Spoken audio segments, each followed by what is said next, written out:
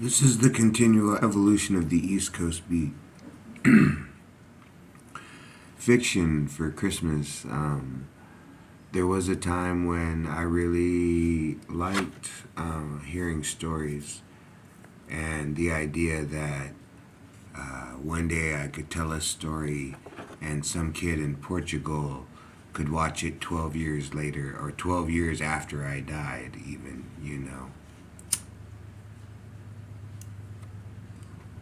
The things about the internet. Well, 18 or over kids, you know what I'm saying. The Tales of Scarecrow. The city night was set ablaze with fireworks.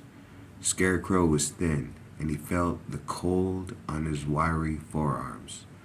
Though he rarely felt the true cold of the mountain kingdom, he, at times, had felt how dead cold the subway, especially at 4 a.m., can feel. Cigarette burns and black leather boots, long and lean with pomade in his hair, silver gleams of necklaces and of rings flash in the neon subway platform lights. He's lean in the darkness, he dances in the night. It's all soft and silent, he thinks as he watches the city. 5 minutes out of downtown and he's up. Packs of smokes, light, cash, one ID, one key.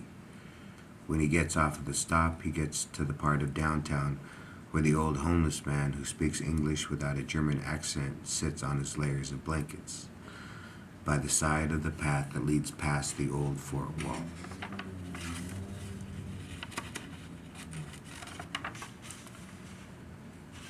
Scarecrow gives the man 3 cigarettes and offers a light. Minutes later, walking down a cobblestone avenue. This is the part of downtown where the college students come to listen to Canadian folk music and contemplate vegetarianism. But Scarecrow was on his way to meet Diamondback.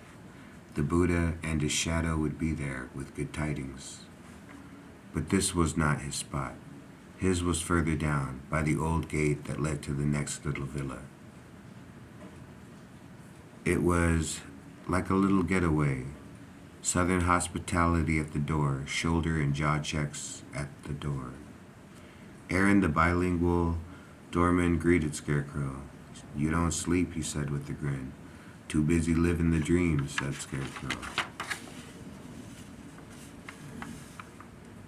Once past the door and the cigarette vending machines, which sold for $3, but they were all local government-ran co-ops. Scarecrow was connected federally, so he smoked a path of a particular brand of filterless smokes called the Little Death. Sophie, the head server, smiles as she usually does as Scarecrow walks to the swing-through door that leads to the kitchen. "Thanks for coming in," she said, "especially on your night off." Frenchie says the first drink is on him. Frenchie was the bartender. Scarecrow was the nephew of the owner. Diamondback was the owner's son. Frenchie smiled with his mullet and beard. Skinny, ex-soldier turned mixologist. Scarecrow looks as he walks past. Scarecrow enters the office in the back of the kitchen and says, "Diamondback, yes?"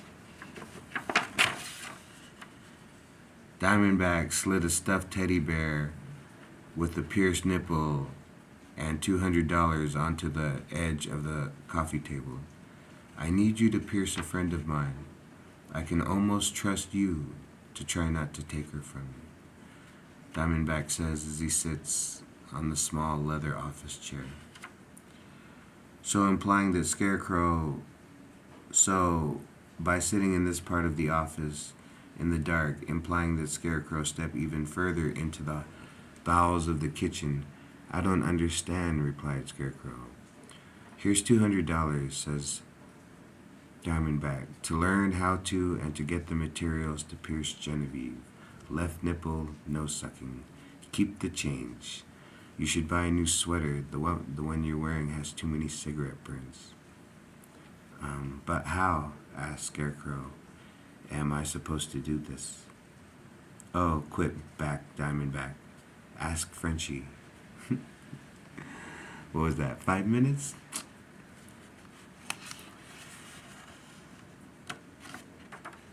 Yeah. And then I wrote this yesterday about Scarecrow too, but this is a different version. The soldiers had come to call him Scarecrow. He had a thin, gaunt body and swayed like a doll in the breeze. Few would look him in the eyes. He was one of the few who had survived the war, but he had felt broken and he had felt lost. One night, something came to him and forever changed the once young man into the Scarecrow.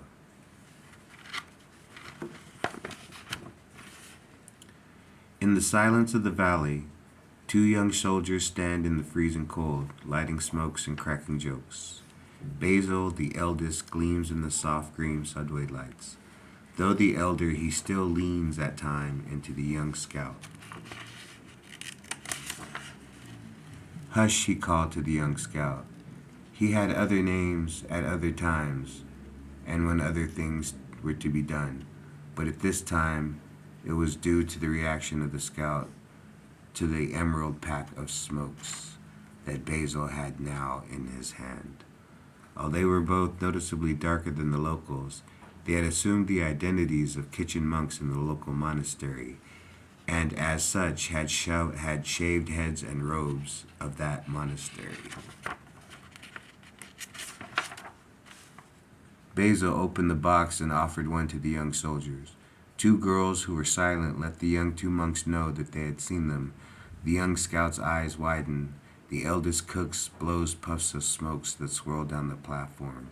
We sleep when we die, Basil, the eldest says.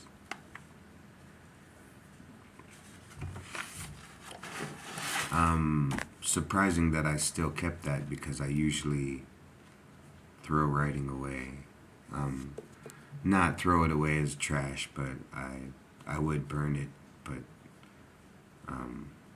sacrifice, I enjoy my own writing, and I enjoy reading it, and I enjoy hearing it.